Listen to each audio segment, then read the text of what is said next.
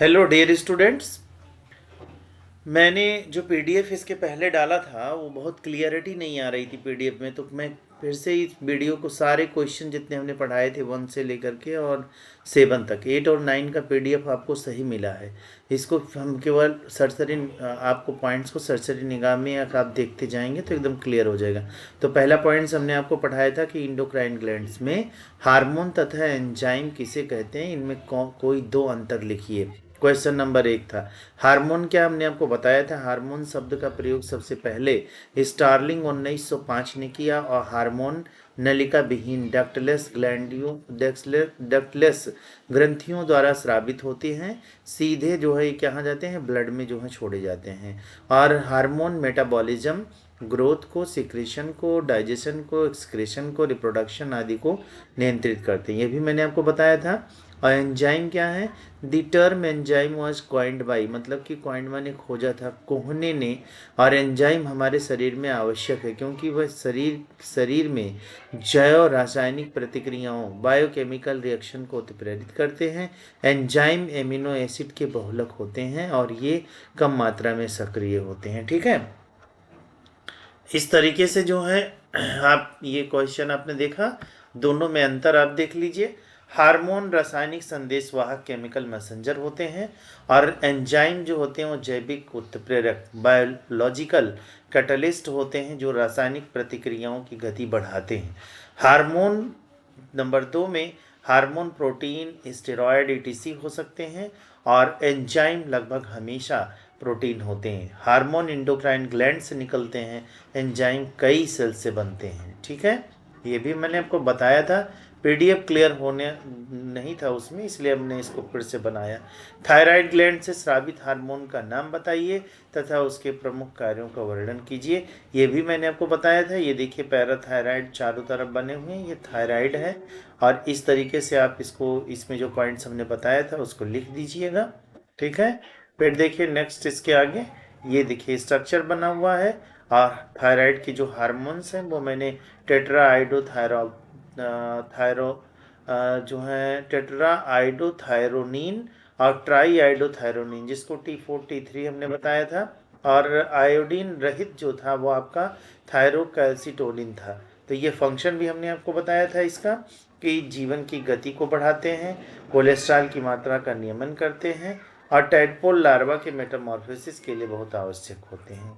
ठीक है, ये क्वेश्चन खत्म हुआ। पिंडलिका विहीन ग्रंथियों से आप क्या समझते हैं, थायराइड ग्रंथि की संरचना तथा उसके कार्यों का वर्णन। तो ये भी बेटा हमने आपको बहुत बढ़िया से समझाया था, ये देख लीजिएगा पीडीएफ में, इसके स्ट्रक्चर हमने बना दिए थे, फंक्शन भी हमने थायराइड ग्लैंड के बता दिए थे कि जीवन की गति, टेम्पो ऑफ लाइफ को बढ़ाते हैं, कोलेस्ट्रॉल की मात्रा का नियमन करते हैं और टैडपोल लार्वा के मेटामॉर्फोसिस के लिए बहुत आवश्यक होते हैं। ठीक है, नेक्स्ट क्वेश्चन था हार्मोन क्या है, मधुमेह की बीमारी के लिए उत्तरदायी हार्मोन का नाम तथा इसे उत्सर्जन करने वाले अंग का नाम बताइए। तो हार्मोन हमने कई बार पढ़ाया, ये आप जान ही रहे हैं। मधुमेह की बीमारी के लिए उत्तरदायी हार्मोन कौन सा है, वह है इंसुलिन होता है। और उत्सर्जन करने वाले अंग का नाम पैनक्रियाज, पैनक्रियाज का चित्र भी बना है, आप देख लीजिएगा। हार्मोन, पांचवा क्वेश्चन है हार्मोन को परिभाषित कीजिए, मधुमेह रोग किस हार्मोन के कम श्रवण से होता है, संबंधित हार्मोन के कार्य बताइए। तो हार्मोन का देखिए हमने परिभाषा कई बार बताया है और मधुमेह रोग उत्पन्न करने वाले हार्मोन का नाम क्या है, इंसुलिन है। और फंक्शन ऑफ इंसुलिन में देखिए, इंसुलिन हार्मोन का मुख्य कार्य ब्लड शुगर के लेवल को नियंत्रित करना है जो पैनक्रियाज द्वारा बनता है। इंसुलिन शरीर का वह महत्वपूर्ण हार्मोन है जो भोजन से मिली शुगर को एनर्जी में बदलता है और शरीर के ऊर्जा स्तर को संतुलित रखता है। ये फैट के टूटने को रोकता है और प्रोटीन सिंथेसिस को बढ़ावा देता है, ये भी मैंने आपको बहुत अच्छे समझाया था। 6 नंबर क्वेश्चन है अंतःस्रावी ग्रंथियां, इंडोक्राइन ग्लैंड से आप क्या समझते हैं, मानो कि किन्हीं 4 अंतःस्रावी ग्रंथियों द्वारा स्रावित हार्मोन के कार्यों का वर्णन कीजिए। तो ये देखिए विथ फिगर मैंने इसको बहुत बढ़िया उस दिन समझाया था, ये पीडीएफ आप अच्छे से इसको भी देख लीजिएगा। और फिर उसके बाद था इंडोक्राइन ग्लैंड्स ऑफ मैन।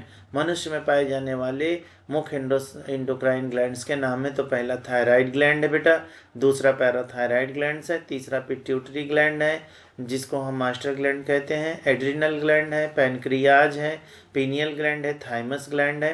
तो इसमें देखिए हमने थायराइड भी आपको पढ़ा दिया है, पैराथायराइड के बारे में बता दिया है, पिट्यूटरी भी मैंने आपको नोट्स भी दिया है, एड्रिनल का नोट्स है, पैनक्रियाज का नोट्स है, जो पूछे जाने वाले पॉइंट्स हैं। उसके बाद गोनाड्स में टेस्टिस और ओवरी हैं, ये भी मैंने आपको बताया ही है। किडनी है जिसको ब्रेक गुर्दा बोलते हैं, प्लेसेंटा है, ये सपोर्टिंग जो है इंडोक्राइन ग्लैंड्स ऑर्गन होते हैं। और उसके बाद फंक्शन में देखिए, function of iodinated hormones of thyroid glands पहला आपको हमने बताया था, दूसरा है फंक्शन ऑफ इंसुलिन हार्मोन, तीसरा है हार्मोन ऑफ पैराथायराइड्स एंड इन्फेक्शन, देखिए ये भी हमने बताया, फंक्शन ऑफ टेस्टोस्टेरोन हार्मोन जो टेस्टिस से निकलता है उसके बारे में बताया। सातवां है पीयूष ग्रंथि से आप क्या समझते हैं, पीयूष माने पिट्यूटरी ग्लैंड से आप क्या समझते हैं, इनके द्वारा स्रावित हार्मोन का नाम एवं इनके महत्वपूर्ण कार्यों का उल्लेख कीजिए। तो ये भी आप देख लिए पिट्यूटरी ग्लैंड में, पिट्यूटरी ग्लैंड को पीयूषिका भी बोलते हैं बेटा।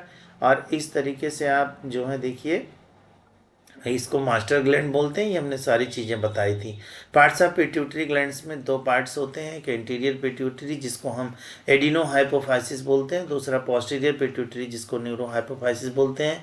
हार्मोन ऑफ एंटीरियर पिट्यूटरी में हमने आपको बता दिया था कई हार्मोन निकलते हैं, जैसे ग्रोथ हार्मोन हो गया, प्रोलैक्टिन हार्मोन हो गया, थायराइड स्टिमुलेटिंग हार्मोन्स हो गया, एड्रिनो कॉर्टिकोट्रोपिक हार्मोन्स हो गया, फोलिकल स्टिमुलेटिंग हार्मोन हो गया, ल्यूटिनाइजिंग हार्मोन हो गया, मेलानोसाइट स्टिमुलेटिंग हार्मोन हो गया।